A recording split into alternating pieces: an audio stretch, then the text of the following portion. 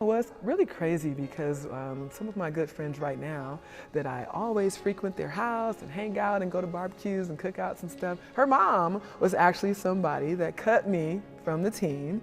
And I think after that, I realized, you know what, maybe I am an athlete. You guys come cheer for me. So I started playing basketball and I found that that was my calling, being an athlete, running track, playing volleyball. So that was actually the jump start of, me becoming an athlete, was getting cut from cheerleading. How about that?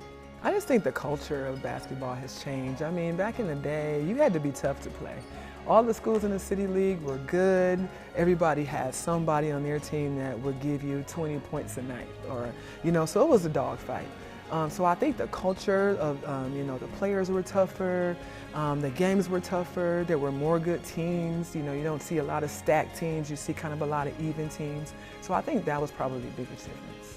It's funny because some of my students, when we're in weightlifting, or if we're just kind of working out, or the classes go to the gym for something, and I'll show them a picture. They're like, "Oh, that's you! Oh my God!" It's so funny. So some of the pictures I don't want to see. They're a little embarrassing. I don't know what I had going on back then, But yeah, they laugh at a lot of those pictures. I mean, I have my class picture, my Hall of Fame picture up there, and just some of the teams that won the cities for track, basketball, and volleyball. So it's kind of cool to see it. That's why I have so much passion, because I'm like, hey, I went here, I did this, I was in your shoes, I wore that jersey, so let's go. I have that passion for it.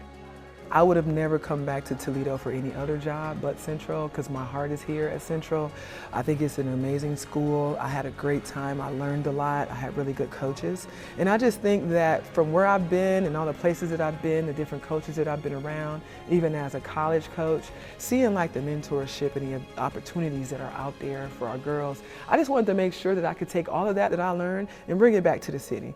Obviously, you can be very passionate as a coach, but I think with the girls nowadays, there's so much stuff going on with these girls. You just have to really get to the root of how they're feeling. I want to make sure that not only am I a coach, I'm a good mentor, somebody that they can call on. So I think that that's important, and I think once you can kind of get that barrier crossed where, hey, you know what, she's my coach, she's putting me in games, she's taking me out, she's yelling at me, but I know that she cares about me as a person, she cares about my well-being, and she wants me to be the best that I can be. Basketball has a lot of lessons that you learn on and off the court. And I think my biggest thing going in was man, this is a teaching opportunity for me, not only to teach on the court, but to teach these girls how to work for things that they want off the court. So I really try to implement, off the court work ethic into on the court work ethic, competing for anything that it is that you want. So I just think going off and doing the different things that I've done, just the lessons that I've learned, I try to really have a lot of different teachable moments with the girls.